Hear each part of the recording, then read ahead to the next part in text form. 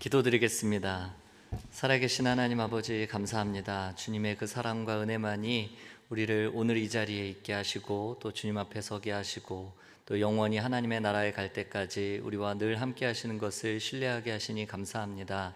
그 믿음과 그 은혜의 감사함을 가지고 오늘 예배드릴 때 살아계신 하나님께서 이곳에 임재하셔서 우리 삶 가운데 풍성한 은혜를 더하여 주옵소서. 하나님을 만나고 주로 인하여 우리의 삶이 온전히 회복되고 변화되는 복된 은혜의 자리가 되게 하여 주옵소서. 우리와 함께 하실 주님께 감사드리며 사랑이 많으신 예수님의 이름으로 기도드립니다. 아멘. 네, 오늘 날씨가 너무 좋은데요. 그 인생의 아이러니를 저는 이 좋은 날씨에서 이제 경험하곤 합니다.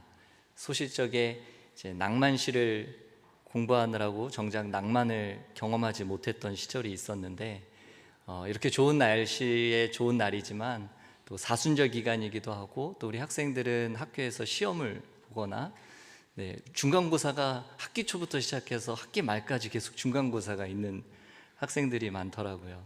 그래서 정작 이렇게 좋은 날씨, 이렇게 아름다운 환경, 하나님께서 주신 선물과도 같은 날씨를 정작 누리지 못하는 경우를 많이 보게 됩니다. 여러분 오늘 그냥 예배 마치시고 교제하시다가 그냥 집에 가지 마시고 어디라도 들렸다가 가세요. 그냥 가시는 거는 날씨에게 죄를 짓는 겁니다. 사순절이니까 우울하게 지내실 필요 없습니다. 십자가는 주님께서 지셨지 우리가 지는 십자가가 아닌데 우리가 우울하게 지낸다고 사순절을 잘 보내는 게 아니거든요. 주신 은혜에 감사하면서 하나님의 은혜를 만끽하는 여러분들 되셨으면 좋겠습니다. 사랑하는 성도 여러분, 광고를 TV나 아니면 인터넷에서 많이 보실 기회가 있을 텐데 저는 예전에 이 광고에 속아서 물건을 사본 경험이 굉장히 많습니다. 어느 쇼핑 채널에서 한 연기자가 나와서 이렇게 말했습니다. 저 이거 쓰고 나서, 이거 바르고 나서, 이거 먹고 나서 정말 달라졌어요. 진짜입니다. 표정도 진지했고 목소리도 떨렸고 눈에서는 눈물이 흘렀습니다. 저는 그것을 간증으로 들었습니다. 그래서 샀습니다. 그리고 실망했습니다. 나중에서야 알았지만 그분은 연기자였고 그것은 간증이 아니라 연기였습니다. 그런데 생각해 보니 연기자를 탓할 수만은 없는 일이었습니다. 그분은 연기를 잘 했을 뿐 오해한 것은 저였습니다. 그래서인지 얼마 전 한국에서인데요. 한국에서 이사를 간 어떤 지인이 좋은 교회를 좀 소개해 달라고 부탁을 받았을 때 저는 선뜻 그냥 가까운 교회 가세요 라고 말할 수가 없었습니다. 진짜인지 가짜인지 연기인지 간증인지 이것이 생명의 양식인지 아니면 불량식품인지 분간하지 않으면 약이 아니라 도리어 독이 될 수 있기 때문입니다. 그렇다면 자연스럽게 이런 질문이 생깁니다. 그렇다면 연기하는 교회와 간증하는 교회 과연 무엇이 다릅니까? 이 겉으로 보기에는 모든 것이 비슷합니다. 예배도 드리고 찬양도 하고 헌금도 합니다. 그런데 하나는 연기이고 하나는 간증입니다. 오늘 우리가 함께 읽은 이 사도행전 2장 37절에서 47절은 바로 그 질문에 답을 주고 있습니다. 간증하는 교회, 처음 교회의 이야기입니다. 이 오순절에 모여 있었던 유대인들에게는 말씀을 듣는 귀가 있었습니다. 너희가 예수 그리스도를 십자가에 못 박아 죽였다라는 이 베드로의 말에 이들은 얼마든지 변명할 수도 있었습니다. 자신들은 그때 예루살렘에 없었다고, 나는 예수를 죽이는 그 재판에 직접 가담하지 않았다고, 나는 예수를 십자가에 못 박으라고 동의한 적이 없다고, 그러니 난 예수의 죽음에 책임이 없다, 직접적인 책임이 없다고 변명할 수 있었습니다. 그러나 그곳에 있는 유대인들은 아무도 그렇게 하지 않았습니다. 아니, 그렇게 변명하지 못했습니다. 자신들은 예수가 누군지도 모른 채 십자가에 못 박으라고 소리를 쳤고 십자가에 달려 죽어가는 예수님을 보면서는 그럴 만한 죄를 지었으니 십자가에 달렸겠지라고 함부로 판단했다는 사실을 인정했습니다. 그래서 6월절에 예루살렘에 벌어진 이 끔찍한 예수님의 십자가 처형 사건의 내막을 알고 있으면서도 모른 척했던 스스로가 그 일의 공범이라고 여겼던 것입니다. 그래서 베드로의 말을 듣고 이들은 마음에 찔렸습니다. 오늘의 본문 37절은 이렇게 기록하고 있습니다. 그들이 이 말을 듣고 마음에 찔려 베드로와 다른 사도들에게 물어 이르되 형제들아 우리가 어찌할꼬 하거늘. 형제들아 우리가 어찌할꼬. 하나님의 아들을 죽인 죄를 어떻게 하면 씻을 수 있겠는가? 내가 이렇게 큰 죄를 지었는데도 우리에게는 여전히 가망이 있는가를 묻고 있습니다. 사랑하는 성도 여러분, 이처럼 회심이란 하나님의 말씀을 듣는 데서 시작합니다. 그분의 말씀이 말씀으로 들려야 살 수 있습니다. 그 말씀이 해석해주는 내 삶의 현 주소를 정직하고 겸손하게 수용하는 데서 회심은 일어납니다. 오늘날 왜 교회가 이토록 수치를 당할 만큼 어려워졌을까요? 성도들이 더는 이 질문을 던지지 않기 때문입니다. 구원받고 천국 가는 문제에 대해서는 귀를 활짝 열고 이 땅에서 물질적인 축복을 받고 건강의 축복을 받는 방법과 그 비결에 대해서는 매일같이 열심히 손을 들어서 질문하면서도 근본적으로 자신의 삶을 돌이켜야 한다고, 내 삶의 궤도를 수정해야 한다고, 방향을 전환해야 살 수 있다고 도전하시는 그 말씀 앞에 우리가 어찌할꼬 하며 더 이상 질문하지 않기 때문입니다. 그러나 예루살렘의 청중들은 이 베드로와 사도들에게 우리가 어찌할꼬, 우리가 어떻게 해야 살 수 있겠습니까? 라고 물었습니다. 이 질문은, 이 물음은 그간 자신들이 살아온 그 인생에 대해서 스스로 돌이키겠다는 뜻이었고 앞으로는 더 이상 살아오던 대로 살던 대로 살지 않겠다는 결단이었습니다. 이에 대해서 베드로는 사람들에게 회심을 요구했습니다.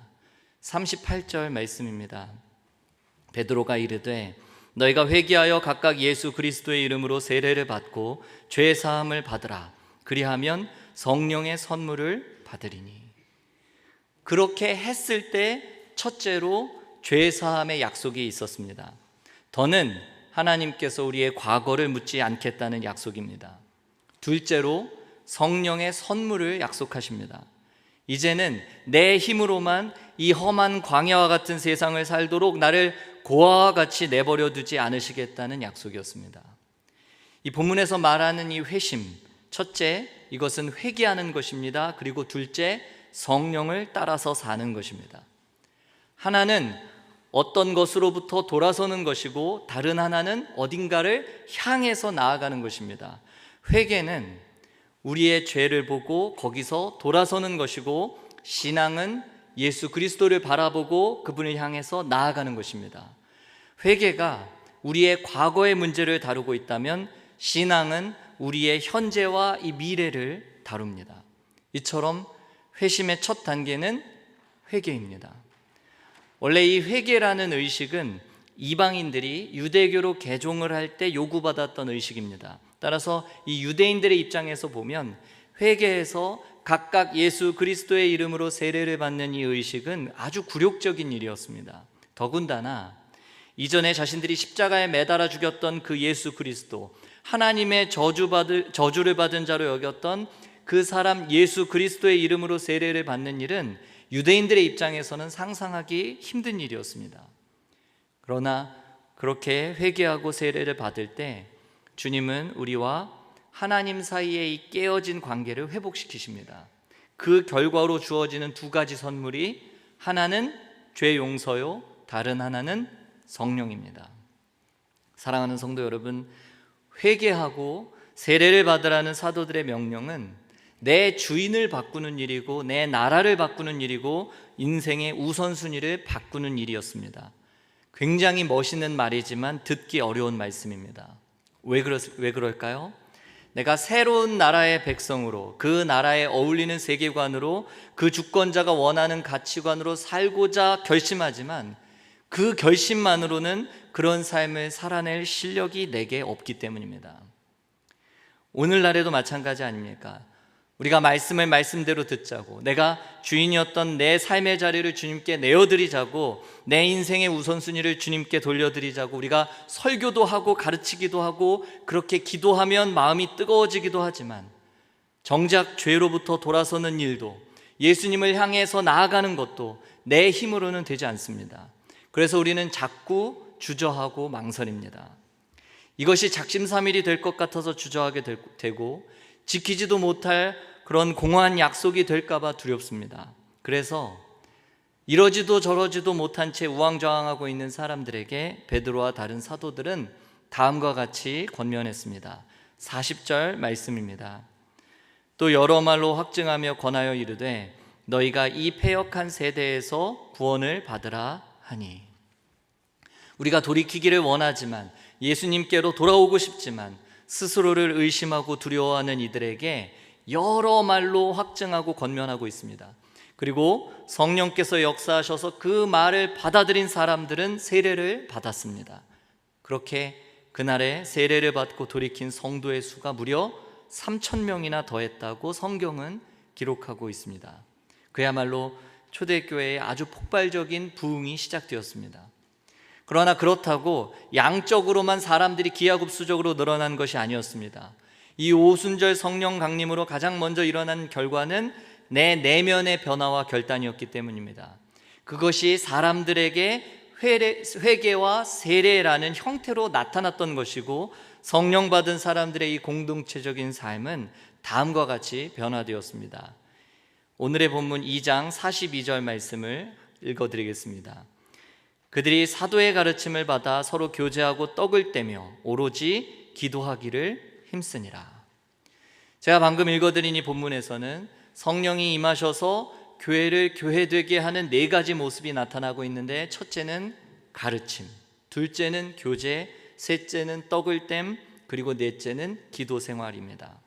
한마디로 이 성령 충만한 교회의 모습은 가르치고 배우는 공동체입니다. 성령에 충만한 사람들이 보인 첫 반응은 결코 반지성적인 것이 아니었습니다. 성령에 충만하다고 해서, 성령에 충만했다고 해서 지성을 멀리하거나 신학을 경멸하거나 체험만을 강조하는 사람들이 되었다면 그것은 성령의 사람이 아니라는 증거입니다. 왜요? 성령은 진리의 영이시기 때문입니다. 성령은 철저하게 진리이신 예수 그리스도의 말씀을 기억나게 하고 그것을 각 사람 속에서 각자 다른 상황에 적용해서 순종할 수 있도록 돕는 분입니다. 초대교회에는 내가 성령을 받았으니까 다른 사람의 도움 필요 없다고, 자신이 직통 계시를 받아서 하나님과 직접 소통하겠다고 나서는 사람이 없었습니다. 오히려 그들은 겸손하게 사도들에게 가르침을 받기 위해서, 사도들의 가르침을 듣기 위해서 지속적으로 모였습니다. 물론 오늘날에 더는 사도들이 없습니다. 교회 역사에서 12사도 외에 사도는 없습니다. 그러나 비록 오늘날 사도는 없지만 사도적인 가르침은 존재합니다. 우리가 읽는 성경 속에서 사도들의 가르침이 보존되어 있기 때문입니다. 따라서 교회는 오로지 하나님의 말씀 위에 세워져야 합니다. 그래서 교회는 늘 성경을 가르치는 곳이고, 성도이든 목사이든 누구나 말씀을 배우는 곳이 되어야 합니다. 이처럼 사도의 가르침을 받아서 서로 교제하고 떡을 떼며 기도하기에 힘썼더니 이 초대교회 공동체에 아주 놀라운 일들이 일어났습니다. 44절과 45절 말씀을 읽어드리겠습니다. 믿는 사람이 다 함께 있어 모든 물건을 서로 통용하고 또 재산과 소유를 팔아 각 사람의 필요를 따라 나눠주며. 이 말씀을 언뜻 보면 사유재산이 없이 모두가 유무상통하는 것처럼 보이지만 그렇지 않습니다. 여기서 함께 있어, 통용하고, 팔아, 나눠주며 라는 말로 번역된 이 헬라어 동사들이 모두 시제로 치면 미완료 시제입니다. 헬라어에서 미완료 시제란 반복적이고 지속적인 동작을 나타내는 시제입니다. 그렇다면 한 번에 모든 전 재산을 다 팔아서 가난한 자들에게 나눠줬던 것이 아니라, 공동체에 도움이 필요한 사람들이 교회 안에 나타나면 너나 할 것 없이 십시일반으로 형편껏 자신의 소유를 팔아서 더 어려운 사람들을 도왔던 것입니다. 게다가 46절 말씀을 보시면 집에서 떡을 뗐다는 표현이 나옵니다. 이게 어떤 의미가 있을까요? 그들에게는 여전히 자기 소유의 집이 있었다는 의미입니다. 다만 자기 소유임에도 불구하고 그것을 마치 공적인 재산처럼 믿음의 사람들과 함께 공유하고 있었습니다. 성령의 역사가 아니면 불가능한 일입니다. 회심한 사람, 성령에 충만한 사람, 사도들의 가르침을 잘 배운 사람, 그리고 그런 사람들의 모인 이 교회의 특징이 여기서 잘 드러납니다. 그동안 잘 안 보였던 사람이 보이기 시작하고 신경 쓰이지 않았던 사람들이 신경 쓰이기 시작했습니다. 연약한 이들을 향한 긍휼한 마음이 생겼습니다. 공감의 마음이 생기고 나와 상관이 없다고 여겼던 사람들이 마치 때려야 뗄 수 없는 불가분의 관계처럼 느껴집니다. 그래서 지극히 계산적인 나 같은 사람이 계산하지 않게 됩니다. 그래서 내가 지금 도와주면 언제 그것을 되돌려 받을지 생각하지 않습니다. 그렇다고 아무에게나 그냥 곳간문을 활짝 열어서 마음껏 퍼가도록 하지도 않았습니다. 이 성령 충만한 공동체는 물질을 분배함에 있어서 한 가지 기준만은 분명했습니다. 45절 말씀을 보시면 또 재산과 소유를 팔아 각 사람의 필요를 따라 나눠주며, 각 사람이 원하는 만큼 가져갔던 것이 아니라 필요한 만큼 가져갔습니다. 따라서 자기 필요에 따라서 자기 몫을 고집하지 않고 다른 사람을 배려해서 극도로 절제하며 필요한 만큼만 가져가는 것이 가능하려면 그곳에 있는 사람들은 아무나가 아니라 함께 성령을 받은 믿는 자들의 공동체여야 했습니다. 이처럼 지속적인 교제를 힘쓰고 함께 떡을 떼며 기도하는 공동체가 드리는 이 예배에는 하나님이 주시는 큰 기쁨이 있었습니다. 46절 말씀을 읽어드리겠습니다.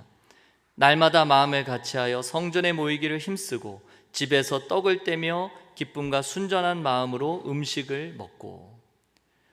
사랑하는 성도 여러분, 교회를 다닌다고 해서 유익이 있는 것도 아니고 이익이 되는 것도 아닌데 사람들은 너나 할 것 없이 교회로 몰려들었습니다. 이유는 분명했습니다. 그 시대의 사람들의 눈에 교회와 그 교회에 모인 사람들이 너무나도 매력적으로 보였기 때문입니다. 교회를 다닌다고 해서 부자가 되는 것도 아니고 삶이 윤택해지는 것도 아니었습니다. 오히려 사회적으로는 고립되고 주변 사람들로부터 핍박받는 험난한 삶이었습니다. 하지만 밖에 나가서 전도지 한 장 나눠준 적도 없는데도, 총동원 주일, 새생명잔치 이런 것 한 번도 안 했는데도 사람들은 앞다투어 교회로 몰려들었습니다. 왜요? 그곳에는 세상 사람들과는 다른 저세상 매력이 있었기 때문입니다. 나와 동일한 현실을 살고 있는데 저 사람은 어떻게 나와는 다르게 살 수 있는 거지? 저런 상황에서는 분명히 주저앉아서 주변을 탓하고 팔자를 탓하고 사람들 원망하고 세상을 저주해야 마땅한데, 그런데 어째서 저 사람들은 나와는 다르게 반응하는 걸까? 분명히 나와 똑같은 현실의 어려움을 겪고 있는데 어째서 나와는 다른 거지? 어떻게 나누어 주면서 웃을 수 있지? 어떻게 가진 것 없이도 기뻐할 수 있지? 성령 충만한 교회 공동체는 그들을 지켜보는 세상에게 의문을 가지게 만들었고 그들을 궁금하게 만들었고, 그래서 교회 안에 들어가 보고 싶게 만들었고, 그렇게 교회의 일원이 되어 보니 나도 그런 사람이 되는 기적 같은 일들이 매일같이 일어났습니다. 아무것도 가진 것이 없는데 세상을 마치 다 가진 것 같은 여유로움이 그들에게 있었고, 감옥에 갇힌 사람들이 도리어 감옥 밖에 있는 사람들에게 기뻐하라고 격려하는 이 기막힌 역설이 그들에게 있었습니다. 외형적으로는 모든 소망이 다 끊어지고 사방이 다 막혀 있는데도 세상의 기준으로는 도저히 이해할 수 없는 하늘의 기쁨과 평안을 소유한 매력이 있는 공동체가 바로 교회였습니다. 46절과 47절 말씀은 이렇게 기록합니다. 날마다 마음을 같이하여 성전에 모이기를 힘쓰고 집에서 떡을 떼며 기쁨과 순전한 마음으로 음식을 먹고 하나님을 찬미하며 또 온 백성에게 칭송을 받으니 주께서 구원받는 사람을 날마다 더하게 하시니라. 성도가 함께 교제하고 떡을 떼며 하나님께 기도하는 가운데 성령께서 부어주시는 기쁨과 감격이 이 예배 가운데 충만했고, 그 기쁨과 감격에 겨운 그들의 삶 자체가 전도지였습니다. 멋진 홍보 포스터였습니다. 그래서 날마다 마음을 같이하여 성전에 모이기에 힘썼고 집에서는 떡을 떼며 기쁨과 순전한 마음으로 음식을 먹고, 그렇게 역사하시는 그 하나님을 찬양했습니다. 그래서 사람들은 그런 그리스도인들의 일상을 칭찬했고 그 삶이 부러웠고, 그래서 같은 교회의 일원이 되고 싶었고 주께서 구원받는 사람을 날마다 더하게 하셨습니다. 큰 빚내서 건물을 크게 지어놓으면 사람이 모입니까? 전도에 상금을 걸거나 다른 교인들까지 빼앗아 오는 게 전도입니까? 전도에서 사람 모은다고 참 교회가 되는 것이 아닙니다. 스펙 좋고 말 잘하는 설교자가 참 교회의 조건이 되는 것도 아닙니다. 교회의 목표는 더 많은 교인을 모으는 것이 아니라 전 교인이 그리스도인이 되는 것입니다. 전 교인이 제자가 되는 것입니다. 전 교인이 구원받는 자가 되는 것입니다. 규모가 큰 교회가 아니라 믿음이 큰 교회가 우리의 목표입니다. 초대교회는 구원받는 사람이 날마다 더했습니다. 이 더해지다라는 단어로 번역된 이 헬라어 역시 미완료 시제입니다. 그러니까 계속해서 더해졌다라는 뜻입니다. 날마다 예배하고 날마다 교제하고 날마다 기도하는 이 공동체에 하나님께서 날마다 당신의 구원받는 백성들을 보내주셨습니다. 그리고 하나님은 지금도 이 구원받는 사람을 날마다 더하실 그런 교회를 찾고 계십니다. 우리 샴페인 어바나 한인교회가 바로 그러한 교회, 성경에 기록된 이 사도의 가르침을 따라서 서로 교제하고 떡을 떼며 기도에 힘쓰는 그런 교회가 되기를 바랍니다. 기사와 표적이 많이 나타나고 믿는 사람들이 모이기에 힘쓰고 그래서 하나님을 찬미하며 온 백성에게 칭송을 받는 교회, 주께서 구원받는 사람을 날마다 더하게 하시는 아름다운 믿음의 공동체 되기를 간절히 소원합니다. 말씀을 맺겠습니다. 사랑하는 성도 여러분, 제가 아까 말씀을 시작하면서 드렸던 질문을 기억하실 겁니다. 연기하는 교회와 간증하는 교회. 그렇다면 간증하는 교회는 어떤 교회입니까? 새롭게 하소서에 나오고 다니엘 기도에 나와서 간증하는 그런 교회 말합니까? 간증은 그런 게 아닙니다. 성경적인 사도의 가르침이 살아있는 교회, 성도 간에 사랑의 나눔과 용서와 돌봄이 있는 교회입니다. 예배와 나의 일상이 분리되지 않는 교회입니다. 말과 삶으로 복음을 증거하는 교회입니다. 반대로 그렇다면 연기하는 교회는 어떤 교회입니까? 마치 건강보조식품을 치료제라고 속이는 교회, 간증이 아니라 연기로 사람을 모으는 교회입니다. 우리가 지내봐서 알지만 이곳 샴페인 어바나에는 삶의 목표와 방향을 잃어버린 목자 잃은 양과 같은 이들이 넘쳐납니다. 어쩌면 지금 이 자리에 앉아있는 우리 자신이 예배당에는 앉아있지만 바로 그 사람일 수도 있습니다. 그래서 우리는 지금 이 순간에도 하나님께서 교회를 찾고 계십니다. 내가 이 목자 없는 양과 같은 이 영혼을 어느 교회에 맡겨야 하지? 어느 교회에 맡겨야 내가 안심하고 맡길 수가 있지? 어느 교회가 이 영혼을 잘 돌봐줄 수 있을까? 어느 교회에 보내야 이 영혼을 안심하고 맡길 수가 있을까? 그렇게 찾고 또 찾으실 때 우리 교회가 주님의 눈에 들기를 소원합니다. 연기가 아니라 간증으로, 광고가 아니라 삶으로, 말이 아니라 우리의 이 공동체 자체로 복음을 증거하는 교회, 날마다 사도의 가르침을 받아서 서로 교제하고 떡을 떼며 기도에 힘쓰고 가진 것을 각 사람의 필요를 따라 나누어주는 그런 교회, 그래서 하나님을 찬미하며 온 백성에게 칭송을 받고 주께서 구원을 받는 사람들을 날마다 더하게 하시는 그런 우리 샴페인 어바나 한인교회가 되기를 간절히 소원합니다. 우리 시간 같이 찬양 드릴 때 이 찬양의 가사가 우리의 기도의 제목, 우리 마음의 소원이 되기를 소원하는 마음으로 함께 찬양 드리겠습니다.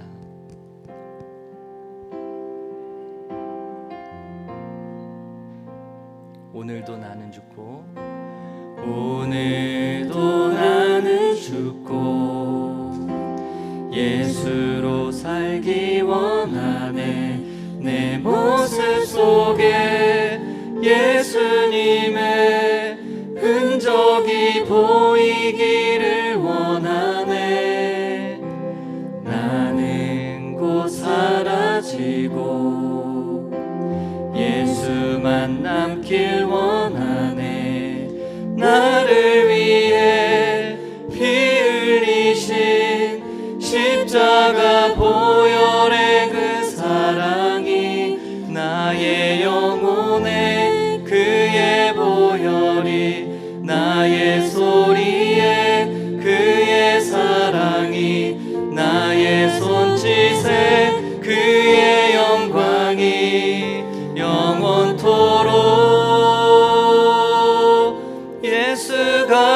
보이네. 우리 삶 속에서 예수가 보이네. 우리 모습 속에 예수로만 살려 몸부림치며 세상과 싸워나가는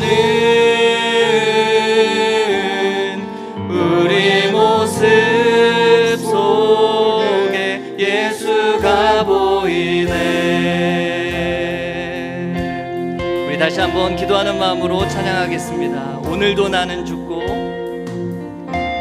오늘도 나는 죽고 예수만 살기 원하네. 내 모습 속에 예수님의 흔적이 보이기를 원하네.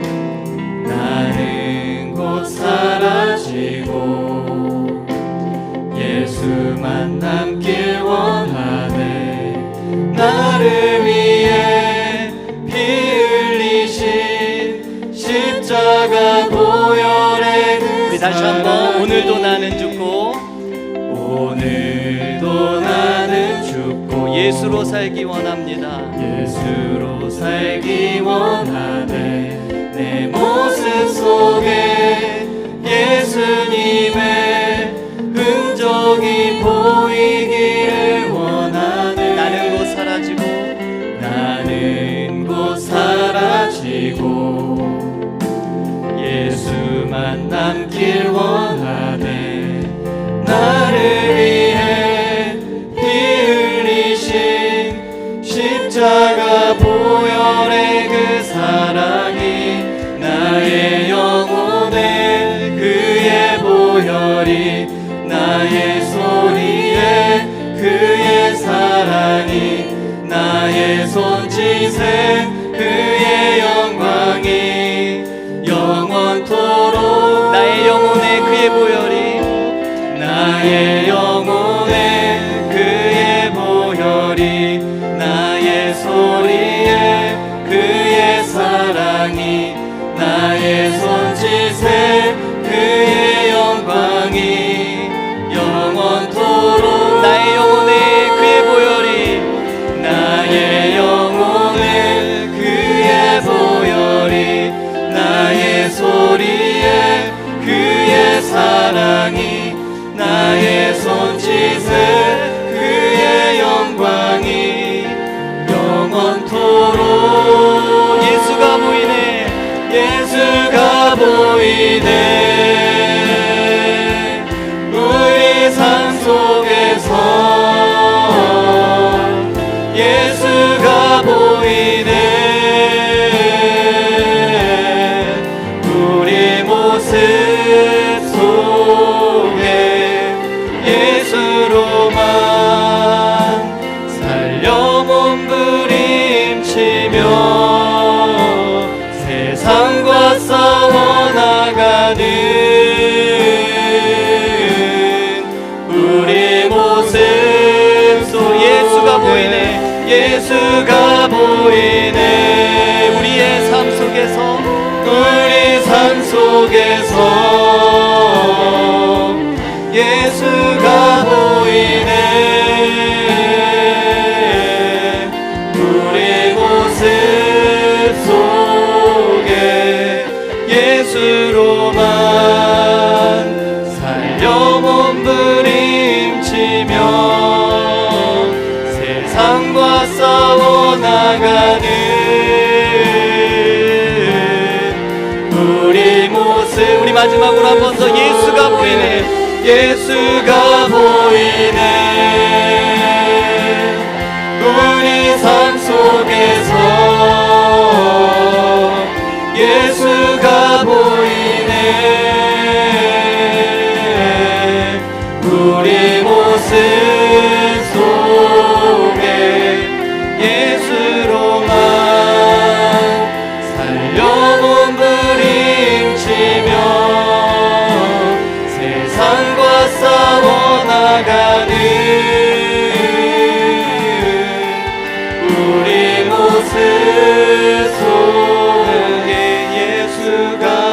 보이네. 우리 이 시간 함께 기도할 때 우리가 어떤 말로 어떤 것으로 예수 그리스도를 보여줄 수 있겠습니까? 우리의 삶으로, 달라진 내 삶으로, 이전과는 달라진 내 삶으로 예수를 보이지 않고 우리가 어떤 말로, 어떤 화려한 언변으로 예수 그리스도를 드러내고 자랑할 수 있겠습니까? 이전과는 다른 방식, 이전과는 다른 원리, 이전과는 다른 문법으로 살아가는 우리의 삶이 아니고는 어떻게 예수 그리스도를 우리의 삶으로 보여줄 수 있겠습니까? 세상과 같이 살고 있지만 세상에게 의문을 품게 하는, 어떻게 나와 동일한 현실을 살고 있으면서 저들은 다르게 살 수 있는 것인가? 도대체 누구를 믿기에, 누구를 주인으로 섬기고 있기에 저들은 나와 다른 삶을 살 수 있는가? 그 질문과 그 의문을 갖게 만드는 우리 교회 되게 해달라고, 하나님, 내가 다른 문법과 다른 원리와 다른 방식으로 살아가는 죄의 자녀 되게 하여 주옵소서. 우리가 어찌할꼬 하나님 앞에 날마다 물으며 하나님의 뜻과 계획을 나의 삶을 통하여 구현해내는 그런 하나님의 자녀들로 거듭나게 해달라고, 이 시간 예수가 우리의 삶을 통하여 보이게 해달라고 우리 함께 주님 앞에 간절히 기도하며 나아가겠습니다.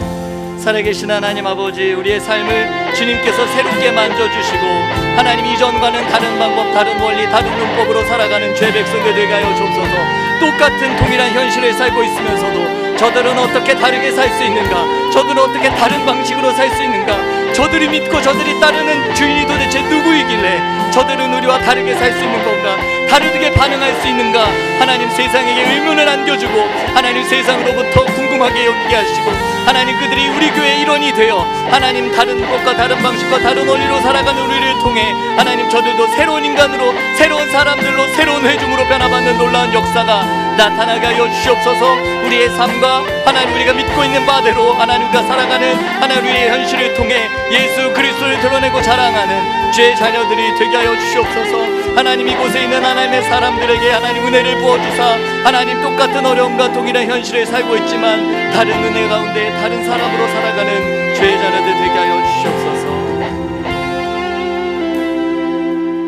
사랑하는 하나님 아버지, 우리의 마음이 그동안 얼마나 처음 교회의 모습과 멀어져 있었는지를 새삼 깨닫게 해주시니 감사드립니다. 우리가 오래도록 연기하며 살아온 것을 고백합니다. 나는 사라지고 예수만 남기를 원한다고 방금 함께 노래했습니다. 그 노래가 연기가 아니라 우리의 간증이 되게 하여 주옵소서. 예배당 안에서는 믿는 사람처럼 행동하지만 문 밖을 나서면 마치 주님을 모르는 사람처럼 살 때가 있었습니다. 말씀을 듣고도 우리가 어찌할꼬 묻지 않았고 마음의 찔림을 받고도 변명으로 일관했던 것을 용서하여 주옵소서. 그러나 주님, 2000년 전 예루살렘 청중들에게 찾아오셨던 그 성령님이 오늘 우리 교회 가운데에도 여전히 역사하심을 믿습니다. 회개하고 돌아서는 자에게 죄사함을 약속하시고 고아처럼 홀로 남겨두지 않겠다 하신 그 약속이 오늘 우리에게도 유효함을 믿습니다. 성령님, 우리 교회 공동체에 임하여 주옵소서. 사도의 가르침을 사모하게 하시고 서로를 향한 긍휼의 눈을 열어 주옵소서. 안 보이던 사람이 보이게 하시고 신경 쓰이지 않던 사람이 신경 쓰이게 하시고 계산하던 내가 계산하지 않게 하여 주옵소서. 우리의 삶이 광고가 아니라 간증이 되게 하여 주옵소서. 우리의 모임이 잘 짜여진 연기가 아니라 실제가 되게 하여 주시옵소서. 그래서 이 샴페인 어바나에서 목자를 잃어버린 영혼들이 우리 교회를 보며 나와 똑같은 현실을 사는데 저 사람들은 어떻게 저렇게 살 수 있지? 이렇게 세상이 질문하게 만드는 교회가 되게 하여 주옵소서. 주께서 구원받는 사람을 날마다 더하게 하신다 하셨습니다. 우리 교회가 주님이 안심하고 귀한 영혼들을 맡기실 수 있는 아름다운 믿음의 공동체가 되게 하여 주옵소서. 우리 주 예수 그리스도의 이름으로 기도드립니다.